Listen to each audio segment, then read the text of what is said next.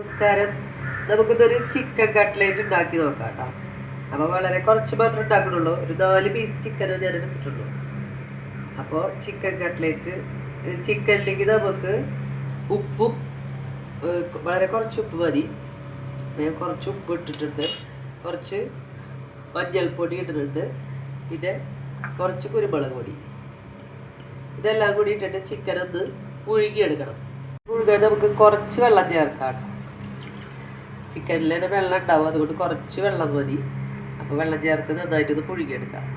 Chicken വേകുന്ന സമയം കൊണ്ട് നമുക്ക് 2 പൊട്ടറ്റോ ഒന്ന് പുഴുകിയെടുക്കാം. ഇത് നമുക്ക് സവാള, ഇഞ്ചി, വെളുത്തുള്ളി, വേപ്പില, പച്ചമുളക് എല്ലാം കൂടി ഒന്ന് വഴറ്റിയെടുക്കണം. അപ്പോൾ നമുക്കിനി ഓയിൽ ഒഴിച്ചു കൊടുക്കാം. അതിലേക്ക് സവാള ഇട്ട് കൊടുക്കാം. നന്നായി ചൂടാക്കിയിട്ട് ഇതിലേക്ക് ഇനി സവാള, വെളുത്തുള്ളി, ഇഞ്ചി, പച്ചമുളക്, കറിവേപ്പില ഇതെല്ലാം ചേർത്ത് ഒന്നും കൂടി ഒന്ന് വഴറ്റിയെടുക്കണം.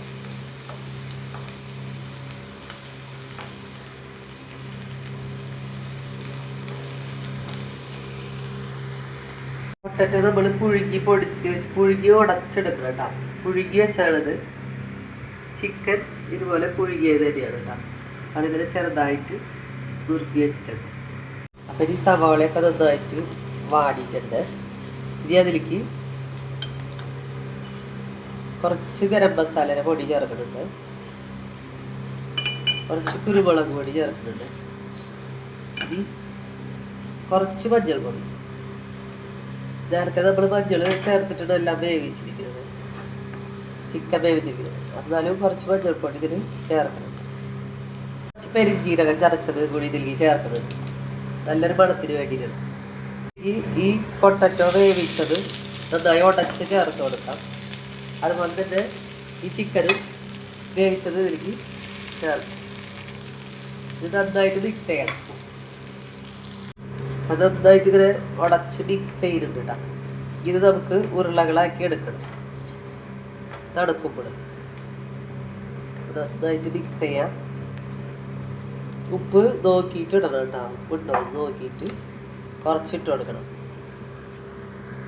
ഇത് നമുക്ക് കോഴിമുട്ടയുടെ വെള്ളയും അതുപോലെ തന്നെ ബ്രെഡ് ക്രംസും വേണം.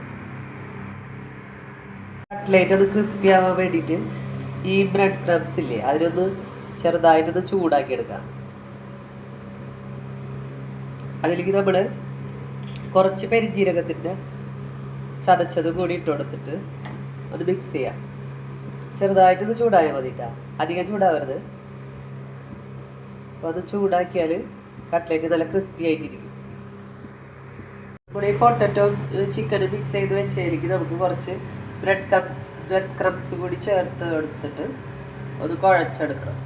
അപ്പോൾ അത് നല്ലൊരു കട്ടി കിട്ടും. അപ്പോൾ ഇത് മിക്സ് ചെയ്തിട്ടൊന്ന് കുഴച്ചെടുക്കുക. കുറച്ച് ചേർക്കാം കേട്ടോ ബ്രെഡ് ക്രംസ്. അപ്പോൾ നോക്കിയ കട്ട്ലേറ്റിൻ്റെ കൂട്ട് ഇതുപോലെ ഇങ്ങനെ കട്ട്ലേറ്റിൻ്റെ ഷേപ്പിൽ എടുക്കുക. എന്നിട്ട് നമുക്ക് കോഴിമുട്ടയുടെ വെള്ളയിലും ബ്രെഡ് ക്രംസിലും മുക്കി പൊരിച്ചെടുക്കുകയാണ് ചെയ്യുന്നത്.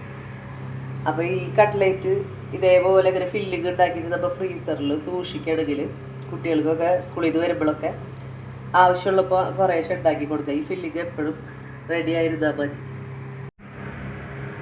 അപ്പോൾ കട്ട്ലേറ്റിനുള്ളതെല്ലാം റെഡി ആയിട്ടാണ് നമ്മളിനി ഓരോന്നായിട്ട് പൊരിച്ചെടുക്കാം.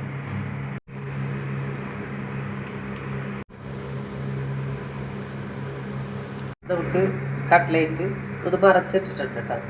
ഇത് ബ്രൗൺ നിറാവുമ്പോൾ നമുക്ക് ഇടും. എൻ്റെ ഈ കട്ട്ലേറ്റ് ഇഷ്ടപ്പെട്ടാൽ ലൈക്ക് ചെയ്യാനും ഷെയർ ചെയ്യാനും മറക്കരുത് കേട്ടോ. Thank you.